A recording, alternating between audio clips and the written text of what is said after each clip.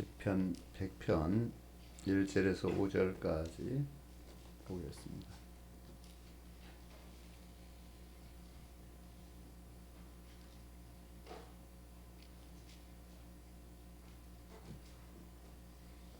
봉독합니다. 온 땅이여 여호와께 즐거운 찬송을 부를지어다. 기쁨으로 여호와를 섬기며 노래하면서 그의 앞에 나갈지어다. 여호와가 우리 하나님이신 줄 너희는 알지어다. 그는 우리를 지으시니요 우리는 그의 것이니 그의 백성이요 그의 기르시는 양이로다. 감사함으로 그의 문에 들어가며 찬송함으로 그의 궁정에 들어가서 그에게 감사하며 그의 이름을 찬송할지어다. 여호와는 선하시니 그의 인자하심이 영원하고 그의 성실하심이 대대에 이르리로다. 아멘. 기도하시겠습니다. 하나님, 저들 주의 말씀 앞에 무릎 꿇었습니다. 저들 주의 말씀을 심령에 받기에 부족함이 없도록 먼저 우리의 허물과 죄의 모습들이 보혈로 정결하게 되고 깨끗하게 되어질 수 있도록 우리 주님이 이 시간 저들의 심령을 새롭게 하시며 깨끗하게 하옵소서. 그리고 주의 말씀을 저들의 심령에 새겨서 늘 말씀 안에 거하며 말씀을 붙들고 세상을 이기는 거룩한 은혜가 있게 하여 주옵소서. 주의 말씀을 대할 때 기쁨이 있고 감사가 있고 찬송이 있는 하나님의 은혜로 풍성하여지게 하시고 하나님의 은혜가 넘치게 하옵소서. 이 시간 우리의 영혼들 속에 하나님의 생명의 말씀으로 채워질 수 있도록 하나님 마음 모든 심령들을 하나님이 주장하옵소서. 어둠과 악함의 영들 사탄의 권세가 말씀 빼앗지 못하도록 성령으로 함께해 주옵소서. 예수님의 이름으로 기도드립니다. 아멘.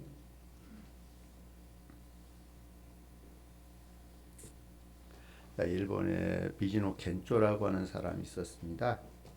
그분은 11살 때에 11살 때까지는 건강한 소년으로 이렇게 성장을 하다가 동네에 홍역이 한번 쓸고 갑니다. 그리고 그때의 아이가 소아 내성마비로 이렇게 되어집니다. 자, 그는 그 후유증으로 보고 듣기는 하지만 손가락 하나 발가락 하나도 움직일 수 없는 이런 처지가 되어서 아무 기약 없이 5년을 이렇게 쭉 누워만 있는 겁니다. 근데 우연찮게 그 겐조네 집으로 빵을 사러 온 그 미야오 목사님이 계셨습니다. 그 목사님이 그 사실을 알고 그에게 전도를 하고 이렇게 그에게 성경을 선물로 주고 그리고 계속해서 가서 정성스럽게 말씀을 가르치면서 이렇게 그가 말씀을 읽고 보면서 이제 그 말씀을 받아들이게 되는 겁니다. 그리고 예수님을 믿고 나서 이제 그 마음이 활짝 열리게 되는데 그가 이런 말씀을 읽고 변화됐다 그래요. 내 은혜가 네게 족하다. 고린도후서 12장 9절에 있는 내 은혜가 네가 족하다. 이게 바울 사도가 그 하나님 앞에 구할 때 내 은혜가 네가 족하다 이렇게 말씀하셨잖아요. 이제 그 말씀을 읽고 나서 이렇게 새롭게 변화가 되었습니다. 그래서 그는 구원의 감격을 느꼈고 그래서 하나님께 감사하는 삶을 살기 시작합니다. 자, 주어진 삶에 감사하는 삶을 살게 되었고요. 자, 그로 인해서 그는 시를 쓰게 되는 거예요. 시를 쓰게 됐고요. 자, 이것이 그 일본 NHK 방송에 이렇게 소개가 되고 그가 쓴 시가 베스트셀러가 됩니다. 자, 말을 할 수 없고 글을 쓸 수 없는데 어떻게 그가 글을 쓸 수 있었을까? 자, 의사가 글을 이렇게 진단하고 하는 의사가 서로 의사가 소통될 수 있도록 하기 위해서 그 방법을 가르치는 게 눈을 깜빡임을 통하여서 이렇게 의사소통을 하도록. 그래서 그의 엄마는 그 글자를 쭉 그 이제 50개의 음도가 있다 그래요. 일본의 그 언어는. 그래서 그걸 딱 펼쳐놓고 이렇게 가르치면 그 아이가 눈을 깜빡임을 통해서 이제 그 눈 깜빡인 것으로 글자 하나 한자를, 그러니까 참 그 시를 쓴다라고 하는 것이 보통이 아니지요.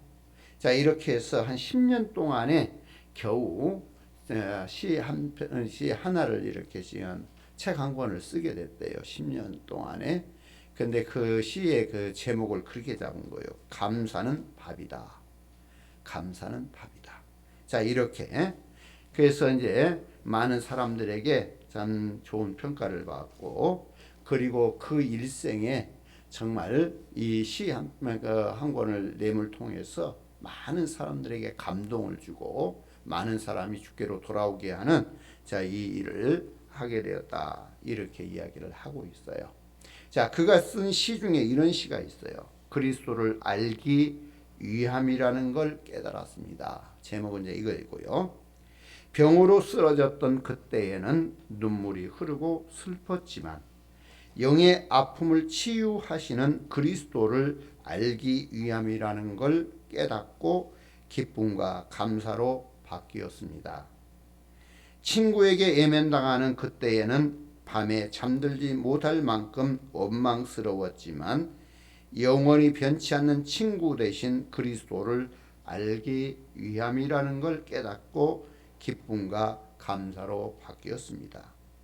실수했다는 그때에는 마음이 혼란스러웠지만 모든 것을 속죄하신 그리스도를 알기 위함이라는 걸 깨닫고 기쁨과 감사로 바뀌었습니다.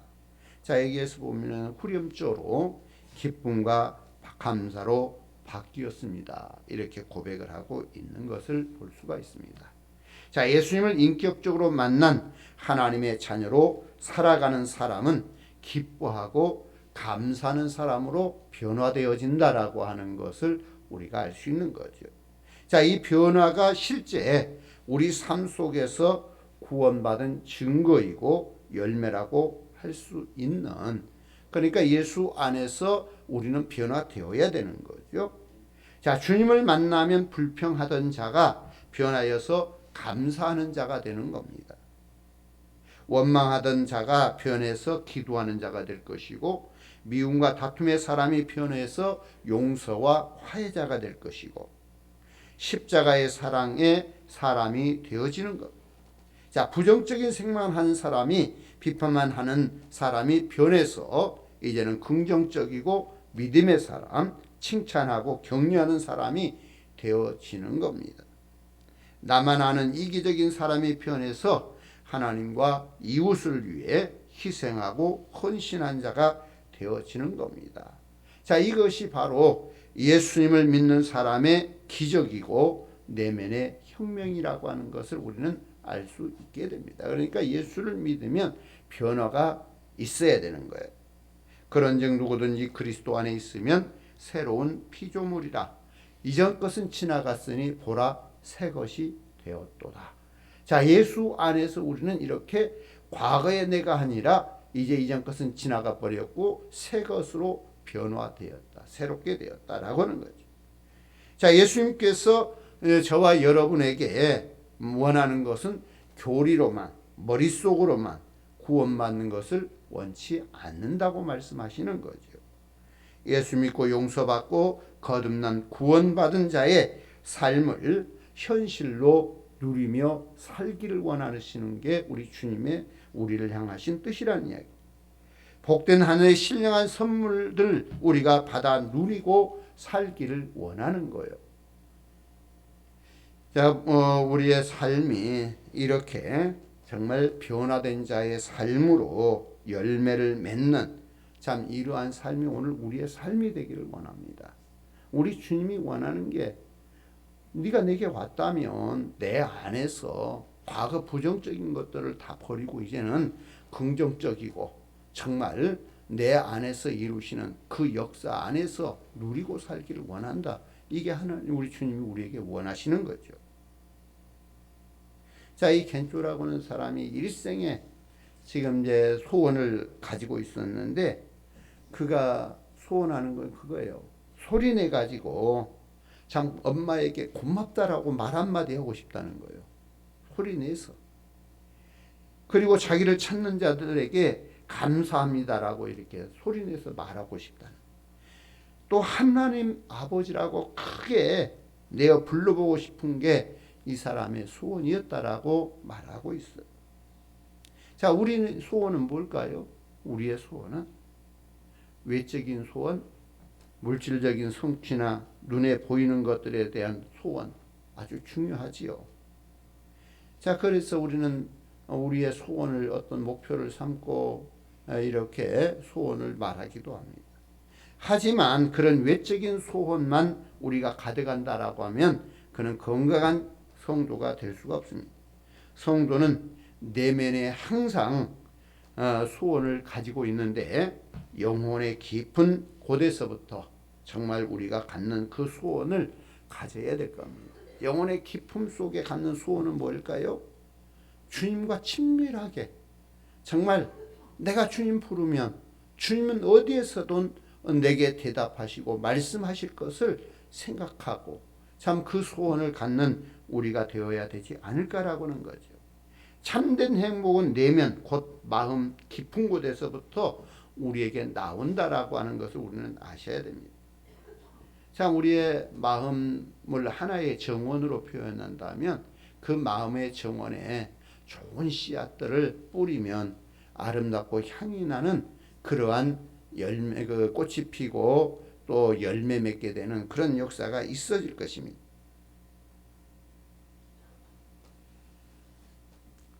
우리의 삶이라고 하는 것은 결코 내면의 것을 통해서 행복으로 우리에게 나타나는 거예요.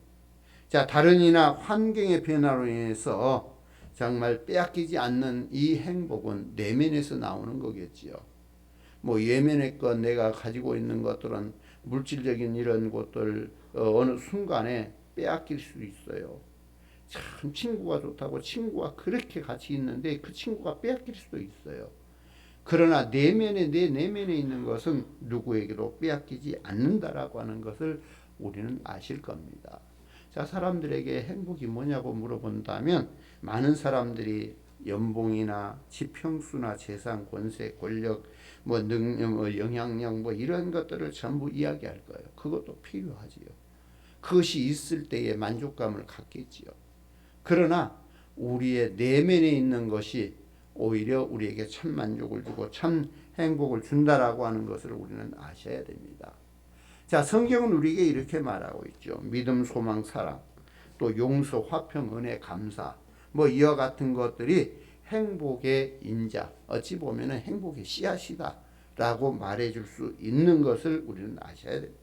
자, 이런 씨앗들을 우리가 우리 마음 안에서 잘 갖고 놓으면 그것이 우리 안에 행복의 꽃을 피우고 씨앗을 내는 자, 이런 역사로 밝게 빛날 것이라고 하는 것을 우리는 아셔야 됩니다. 그러니까 겐조 씨의 소원은 정말 입을 열어서 정말 큰 소리로 엄마 한번 부르고 감사합니다. 사람들에게 감사합니다. 정말 하나님이라고 간절히 불러보고 싶은 이게 소원이다고 한다면 그것은 단순하게 어떤 물질적인 것이고 무엇이 외형적인 것 아니잖아요. 정말 마음에서부터 감사로 나오는 그런 게 아니겠어요? 오늘 하나님 앞에 살아가는 사람들의 소원이 외형적인 것에 두는 것보다 내면적인 것, 정말 하나님과의 관계 속에 있는 것, 이걸 통해서 정말 우리의 신앙이 정말 하나님 보시기에 합한 그런 모습들로 맺혀져야 된다라고 하는 것을 보게 되는 거예요. 자, 가을은 결실의 계절이요, 겨울은 성찰의 계절입니다. 참 영혼의 내면 깊은 곳에 자리한 이런 행복의 씨앗들이 얼마나 아름답고 건강하게 심고 가꾸어져 있는지, 참 가을의 계절, 감사의 계절에 우리는 내적 외적으로 풍성한 결실을 거둘 수 있는 자, 이걸 위해서 정말 우리가 돌아보고 정말 그 은혜 아래서 감사가 있기를 바랍니다. 자, 오늘 우리가 본 그 말씀 시편 100편은 믿음의 사람들이 어떻게 살아가야 할 것인지를 알려주고 있는 모범적인 해답이라고 말할 수 있어요. 자, 시편의 시인이자 믿음의 선배가 이렇게 노래하고 살 수 있다면 우리도 이 내용처럼 기쁘고 행복한 삶을 살 수 있지 않겠는가라고 하는 거죠. 다른 사람은 하는데 나는 왜 못할까요? 다 우리 선배들이 이렇게 신앙의 노래를 불렀다면 우리도 감사의 노래를 부를 수 있습니다. 자, 그는 창조주 하나님을 찬송하고 즐거이 섬길 때 행복하다라고 하는 사실을 우리에게 노래하고 있는 거죠. 온 땅이여 여호와께 즐거운 찬송을 부를지어다. 기쁨으로 여호와를 섬기며 노래하면서 그 앞에 나아갈지어다. 한 집안에 부모의 보살핌을 받으면서 사는 자녀가 있다라고 하면 그는 그 보살핌 안에서 기쁘고 감사할 수 있어야 돼요. 그런데 그 부모를 향해서 원수 맺고 정말 형제들을 향하여 원수가 맺는다면 그는 행복할 수가 없다는 이야기예요. 마찬가지로 우주 만물을 창조하신 하나님, 그가 창조하시고 우리로 하여금 그 안에 누리며 살게 하시는 복을 주셨는데 하나님을 우리가 받아들이지 않고 하나님과 원수되어 가지고 행복할 수 있다라고 생각하면 이건 큰 잘못이잖아요. 하나님 안에서 우리는 누리는 자로 기뻐하고 감사하고 정말 이러한 자세로 살아갈 때 정말 평안과 행복이 있는 겁니다. 그러나 그를 거부하는 동안에는 우리는 곧 불안할 수밖에 없고 두려울 수밖에 없고 수고의 짐을 질 수밖에 없는 거예요. 자, 이것을 우리가 이치적으로 생각할 수 있어야 됩니다. 초대 교부이며 철학자였던 성 어거스틴은 이렇게 말하죠. 사람이 사랑하는 바를 소유할 때 행복하다라고 말할 수 있다. 그러나 진정 행복한 사람은 사랑하는 바를 소유하는 사람이 아니라 사랑할 만한 것을 사랑하는 사람이다. 사랑은 소유하는 게 아니다. 사랑할 만한 것을 사랑하는 것이다. 이렇게 지금 말하고 있는. 또 하나님 당신께로 향하여 저희를 만드셨기에 저희 마음은 당신 안에 쉬기까지 불안합니다. 자, 이런 말도 한 거죠. 우리 사람을 하나님 만드셨을 때에 사람들로 하여금 하나님께 향하게 만들었다. 그러므로 우리가 하나님 앞에 나가서 쉬기까지는 불안할 수밖에 없다. 자, 이런 표현을 쓴 거예요. 하나님께서 우주 만물과 저와 여러분을 창조하셨습니다. 자, 그리고 십자가에 그의 아들 예수 그리스도를 죽이기까지 무한한 사랑을 하고 무한한 용서를 하셨습니다. 얼마나 복된 하나님의 말씀이고 하나님의 복된 역사인가를 우리가 알게 됩니다. 죄도 많고 연약하면서 하나님께서 이러한 우리를 십자가의 보혈로 용서해 주실 뿐만 아니라 자녀 삼아 주신 하나님의 사랑, 이것이야말로 복 중에 복이 아닌가. 그러므로 만물의 주인이시여 섭리하시는 이 주관하시는 하나님, 그를 우리는 찬양하고 그 안에서 기뻐하는 것, 그 자체가 복이라고 하는 사실을 아셔야 됩니다. 자, 우리가 하나님을 섬기고 예배와 찬양과 감사의 영광을 돌리면서 우리가 하나님 앞에 살아갈 때 하나님은 우리에게 선물을 주십니다. 그것이 바로 행복한 인생이 되는 거죠. 자, 하나님을 믿으면 우리의 삶은 행복하게 될 것이고 마음에는 평안이 주어지게 될 것입니다. 왜? 하나님이 우리에게 주실 것이기 때문에. 그래서 시편 95편 1절은 이렇게 말하고 있어요. 오라 우리가 여호와께 노래하며 우리 구원의 반성을 향하여 즐거이 외치자. 자, 하나님의 자녀들은 언제나 자신의 구원받았음을 찬양해야 하고 예수 그리스도 안에서 새로운 삶으로 생명으로 인도하신 주님을 찬양하는 자로 살아가야 될 것입니다. 자, 우리는 입을 열어서 하나님을 찬양할 때에 하나님께서 더욱더 큰 복으로 우리에게 채워주실 것입니다. 자, 감사절을 우리가 맞이해서 하나님의 은혜를 정말로 감사하고 고백할 수 있어야 됩니다. 참 고백이라고 하는 것은 대단한 거예요. 자, 우리가 정말 뼈에 사무칠 만큼 사랑하고 그런데도 말하지 않으면 모르는 거예요. 부부간에도 사랑을 말할 수 있어야 되고 부모와 자녀 관계도 사랑을 말할 수 있어야 됩니다. 정말 교회 안에서도 성도가 서로 사랑을 말할 수 있어야 돼요. 하나님이 우리에게 원하는 것은 사랑한다라고 고백하기를 그토록 원하신다는 것을 우리는 아셔야 됩니다. 그래서 하나님을 찬양합니다. 하나님 감사합니다. 하나님 사랑합니다. 자, 이런 고백들이 우리에게서 끊임없이 흘러나와야 됩니다. 찬양 사역을 하는 그 김병진 전사님이 있어요. 해지가든 밴드를 이끌어가는 그분인데요. 그는 초등학교 때 그 어머니가 사업을 하다가 실패를 해가지고 모든 걸 잃어버리고 또 빚쟁이들에게 늘 시달리는 그 모습을 보면서 살아온 겁니다. 그러다 보니까 이 아이는 사람들에게 사랑받을 만한 가장 그런 때에 참 그런 어려움을 만나버리고 그러다 보니까 사람들에게 이렇게 참 사랑받고 원하고 그래서 관심받기를 원해서 참 친구들 간에도 수없는 거짓말을 하고 그러면서 친구들에게 벗어나지 않기 위해서 친구들에게 가까이 다가가면 오히려 왕따를 당하고 참 많은 어려움을 당하고 성장을 했어요. 그러다가 참 고등학교 되었을 때는 술 담배하고 참 많은 죄악 속에 빠지게 되고 그러면서 때로는 자살까지 시도를 했던 이런 사람이라 그래요. 그런데 정말 그 모습을 차마 볼 수 없어서 누나가 동생에게 권하는 게 야, 너 교회 가라. 교회 가면 예쁜 여학생들도 있고 그렇단다. 그래서 이제 겨우 한번 교회를 갔다라고 하는 거죠. 교회를 가서 이렇게 조금 며칠을 참석하다 보니까 이제 기도의 어떤 그런 집회가 있어서 그 집회에 참석을 했다 그래요.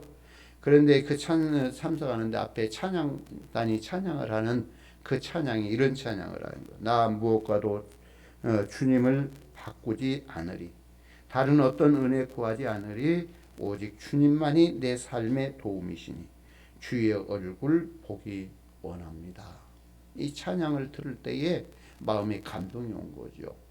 자, 그리고 이제 이어서 이제 설교가 있는데 하나님이 얼마나 우리를 사랑하시는지 그의 아들 예수 그리스도까지 우리를 사랑함으로 십자가에 내어 주셨습니다. 하나님의 사랑을 이렇게 전하게 될 때 여기에서 감동을 받고 예수를 영접하게 됩니다. 참 어찌 보면은 인생의 바닥에 쓰러져 있는 이 분을 향해서 주님이 손을 내미신 거예요. 자, 그 후에 그는 완전히 새 사람이 되어 가지고 정말 가장 낮은 곳에 더 낮은 곳에 이렇게 나아가서 찬양을 하면서 정말 하나님께 영광을 돌리는 이 삶을 산다라고 말하고 있는 것. 이처럼 하나님을 사랑하면 마음의 평안과 기쁨이 오게 되는 겁니다. 하나님을 찬양하면 하나님께서 그 사람에게 이 행복의 선물을 주신다라고 하는 거죠. 하나님이 이르시되 그가 나를 사랑한즉 내가 그를 건지리라. 그가 내 이름을 안즉 내가 그를 높이리라. 그가 내게 간구하리니 내가 그에게 응답하리라. 그들이 환난당할 때에 내가 그와 함께하여 그를 건지고 영화롭게 하리라. 시편 91편에서는 이렇게 말씀하고 있어요. 자, 오늘 말씀을 보면 하나님을 믿고 구원받은 백성들이 행복의 문을 여는 방법을 가르쳐주고 있습니다. 자, 시편 95편에서 100편까지는 찬양의 시이고 감사시로 이렇게 결론하고 있는데요. 하나님 백성들이 성전에 올라가면서 부르는 찬양이 이 95편에서 100편 이 내용이에요. 자, 예배를 드리러 올라가는 이스라엘 백성들은 하나님께서 통치하여 주심을 찬양을 합니다. 하나님께서 다스려 주시는 것을 기뻐했습니다. 하나님께서 홍해를 갈라 마른 땅처럼 걷게 하신 것을 찬양했습니다. 자, 이 시의 찬양시의 마지막 결론이 이 시편 100편인데요. 아주 의미심장한 뜻을 담고 있습니다. 예수 믿고 구원받아서 하나님의 자녀된 사람들의 결론은 감사하라고 하는 겁니다. 하나님 믿는 자의 최후 결론은 감사라는 거예요. 성전에 올라가 하나님께 예배 드릴 때 가장 중요한 것은 마음가짐인데요. 예배하는 자가 구원받은 하나님의 백성들이 드리는 것이 곧 예배이고, 여기에 예배의 마음가짐에 가장 중요한 것이 감사라고 하는 이 사실을 말해주고 있는 거예요. 자, 감사로 결론 짓는 자, 내 모든 것이 결과적으로는 감사합니다. 감사로 결론 짓는 자, 그가 참된 행복의 삶을 사는 삶이라 말할 수 있습니다. 참된 예배자의 마지막 결론은 찬양과 감사입니다. 그래서 오늘 말씀 4절에 보니까 감사함으로 그 문에 들어가며 찬송함으로 그 궁정에 들어가서 그에게 감사하며 그의 이름을 송축할지어다. 자, 오늘 우리들은 이 시편의 말씀을 통해서 성도의 특권이고 축복이 되는 가장 중요한 의무를 깨달아야 합니다. 그것은 무엇이냐면 예배자가 하나님께 올려드릴 것은 큰 재물은 감사와 찬양이라고 하는 거죠. 자, 우리 인생에 있어서 하나님께 올려드릴 가장 큰 영광은 이처럼 사람들 사이에서 엄청난 능력을 발휘하는 것도 아니고 위대한 일을 하는 것도 아니고 도리어 작은 일들, 일상의 일들 가운데 있어서 우리는 찬양과 감사, 이것이 하나님 앞에 올려드릴 우리의 삶이라고 하는 것을 보게 됩니다. 자, 하나님의 거룩한 존전에 문을 열고 들어갈 때 우리의 자격은 예수 그리스도의 피로 들어갈 자격을 얻습니다. 그러나 그 문을 열고 들어갈 힘은 감사와 찬송이라고 하는 두 문구를 잡고 돌릴 때 그 속에 우리가 들어갈 수 있다라고 하는 사실을 말하고 있는 겁니다. 자, 구원받은 성도는 감사는 단지 열매가 있고 좋을 때만 이런 감사가 아니라 힘들고 고통스럽고 갈 바를 알 수 없을 때에도 우리는 정말 하나님 앞에 감사를 선포하고 외치는 자가 되어야 된다라고 하는 것을 볼 수가 있는 거예요. 하나님 감사합니다. 하나님, 저는 주님 한 분만으로 정말 만족하고 정말 감사합니다. 주님, 저는 어떤 상황에서도 감사로 결론 짓겠습니다. 이것이 오늘 우리의 신앙의 자세여야 하는 겁니다. 자, 누가복음 17장에 보면은 예수님께서 사마리아와 갈릴리 사이로 이렇게 갈 때에 한 마을을 지나가게 됩니다. 그때에 나병 환자 10명이 예수님에게 와서 고쳐달라고 소리합니다. 예수 선생님이여 우리를 불쌍히 여기소서. 자, 예수님께서 그들의 긍휼히 여기셔서 하신 말씀이 제사장에 가서 네 몸을 보이라 하고 별도 보내는 거죠. 그러니까 가다가 그들이 몸이 다 낫게 되는 거예요. 그런데 그 10명 중에서 한 명만이 예수님께 돌아옵니다. 자, 그것이 15절에 보니까 그 중에 한 사람이 자기가 나은 것을 보고 큰 소리로 하나님께 영광을 돌리며 돌아와 예수의 발 아래 엎드려 감사하니 그는 사마리아 사람이라. 자, 이처럼 예수님께 나병을 치료받고 돌아와서 하나님께 영광을 돌리고 감사를 표한 사람은 사마리아 사람 한 사람이었다라고 하는 것을 보게 되는 거예요. 그때 예수님이 이런 말씀을 하죠. 10사람이 다 깨끗함을 받지 아니하였느냐? 그 9은 어디 있느냐? 이 이방인 외에는 하나님께 영광을 돌리러 돌아온 자가 없느냐? 자, 이렇게 말씀하는 것을 보게 되는 거죠. 자, 그리고 그 한 사람을 향하여 예수님은 축복합니다. 가라, 네 믿음이 너를 구원하였느니라. 자, 이 사건을 통해서 우리는 놀라운 비밀을 발견할 수가 있어야 됩니다. 감사와 곧 구원받는 믿음이라고 하는 연결고리를 우리가 찾게 되는 거죠. 자, 나병에서 구원받은 사마리아 사람은 하나님께 영광을 돌리고 예수님께 감사했습니다.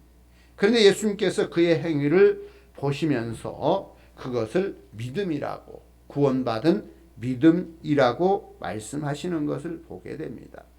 이 사마리아 사람은 치료받은 것이 감사해서 하나님께 영광을 돌렸고 주님께 감사를 표현했는데, 예수님께서는 그 행위를 보시고 구원에 이르는 믿음이라고 결론을 짓습니다. 그게 구원을 얻는 믿음이라고. 자, 하나님께 영광을 돌리고 감사를 표현하는 것은 구원받은 믿음의 사람만이 할 수 있는 일이라는 거예요. 그래서 가라, 네 믿음이 너를 구원하였느니라. 자, 믿음이 이렇게 감사를 만날 때 구원의 문이 열려지는 이 사실을 보여주고 있는 거예요. 사도 바울은 데살로니가 교인들에게 편지해 가지고 이렇게 책무를 말해 줍니다. 항상 선을 따르라. 항상 기뻐하라. 쉬지 말고 기도하라. 범사에 감사하라. 이것이 그리스도 예수 안에서 너희를 향하신 하나님의 뜻이니라. 자, 범사에 감사하는 것이 예수 안에 사는 하나님 백성들의 결론 지어야 될 열매라고 하는 거예요. 그래서 우리의 인생길에서 좋은 일과 어려운 일, 기쁜 일과 슬픈 일, 형통할 때와 답답할 때 절망스러운 일들이 늘 고루 섞여 있는 거예요. 이때 구원받은 백성들은 범사의 모든 것을 감사하는 거예요. 좋을 때만이 아니라 아프고 쓰라려서 눈물을 흘릴 때도 주님 감사합니다 말할 수 있고, 또 아름답고 기쁜 일이 있을 때도 감사하는, 그래서 현실이 이렇게 늘 감사로 되는 자는, 현실은 바뀌지 않아요. 현실은 바뀌지 않았는데 오히려 감사는 이루어지는 거예요. 그러니까 슬프고 고난스러울 때도 감사했더니 현실은 안 바뀌었는데 내 생각이나 모든 것은 감사로 바뀌는 거예요. 자, 이것이 오늘 우리의 삶인 거예요. 자, 이 미국의 컨설팅의 대가라고 말하는 이 스티븐 코바라고 하는 이런 사람이 있어요. 그는 미국에서 가장 영향력이 있는 25명, 타임지가 이렇게 조사한 바로서 25명 중에 한 사람인데요. 그는 성경의 나병 환자의 사건을 근거로 해서 인생을 바꾸는 90대 10이라고 하는 이 원칙을 발견하고 말을 하게 됩니다. 자, 인생의 10%는 우리들이 만나는 사건들이라고 하는 거예요. 이것은 결코 사람이 바꿀 수 없는 이러한 사건들이고, 그러나 90%는 우리가 반응하고 거기에 따라서 행할 수 있는 거다. 자, 이렇게 지금 말하고 있는 거예요. 자, 이것을 예를 들면 이렇게 예를 들고 있어요. 그분은 어디 가다가 차가 고장이 나요. 또 비행기가 연착을 하고 교통이 체증이 되고 지금 우연한 사고가 나고, 이런 건 통제할 수 없는 거다는 거예요. 그건 우리에게 오는 10% 정도의 통제할 수 없는 사건이라는 이야기입니다. 그러나 거기에 대해서 반응하는 것은 90%는 내가 하는 거다. 반응은 내가 하는 거다. 그 반응을 어떻게 할 거냐. 여기에 그 인생의 모든 것이 달리된다라고 하는 것을 말하고 있는 거예요. 자, 그래서 이제 또 거기에 이제 실제 그것을 어떻게 이제 대입하는 방식을 이렇게 표현하고 있어요. 만약에 누군가가 너에게 와서, 당신에게 와가지고 부정적인 말들을 하고 있다. 그러면 거기에 대해서 반응하지 말라. 지금 이런 이야기죠. 묵살해버려라. 이것은 그 표현을 다른 말로 표현한다면, 창문에 비가 와가지고 물이 떨어졌단 말이에요. 그 물은 갖다가 거침없이 내려가는 거예요. 거기다 반응해봐야 의미가 없다는 이야기죠. 자, 이런 표현을 가지고 말하고 있고요. 자, 부정적인 말이나 행동에 반응하여서 부정적인 상황이 영향을 미치지 못하게 하라. 이렇게 말하고 있는 거예요. 자, 그러면서 예를 들어 가지고 운전 중에 누가 앞으로 끼어들었다. 그러면 거기에 대해서는 당신이 어떻게 반응할 거요? 지금 이런 이야기죠. 만약에 거기서 욕을 하거나 운전대를 자꾸 화풀이 하거나 뭐 회사에다가 10초 늦었다고 차가 끼어들어서 10초 늦겠다고 이런 반응을 보이거나 그럴 할 이유가 없다는 이야기입니다. 자, 그리고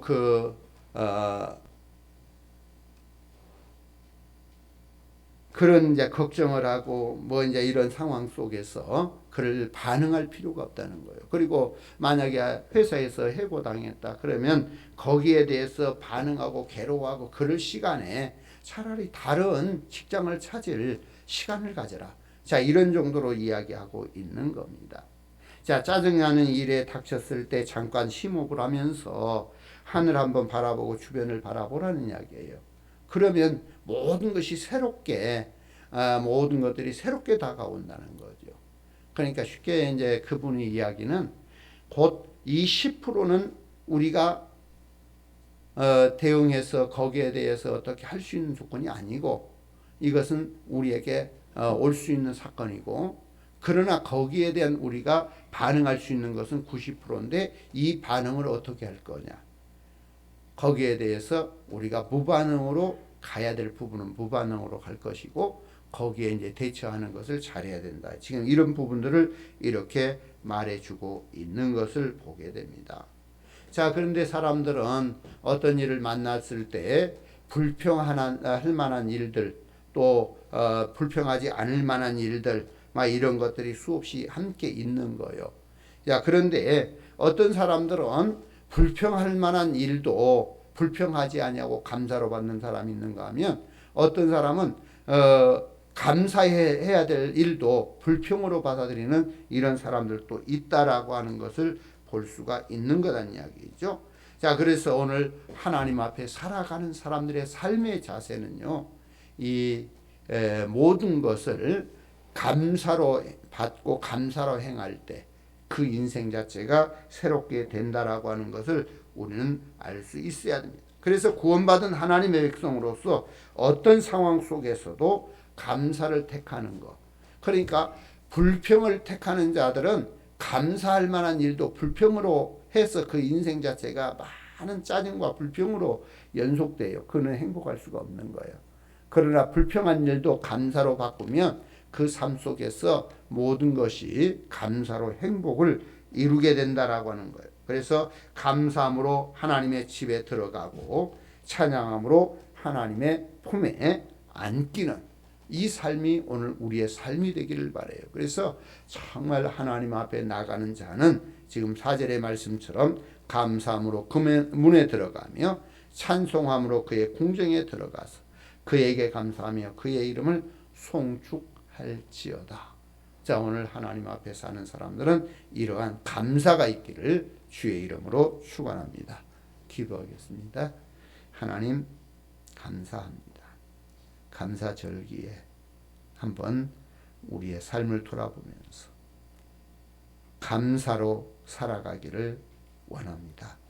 하나님, 모든 주의 백성들이 어떤 환경 속에서도 감사로 모든 것을 받아들여서 모든 걸 감사로 바꿀 수 있는 우리 삶이 되어지게 하여 주옵소서.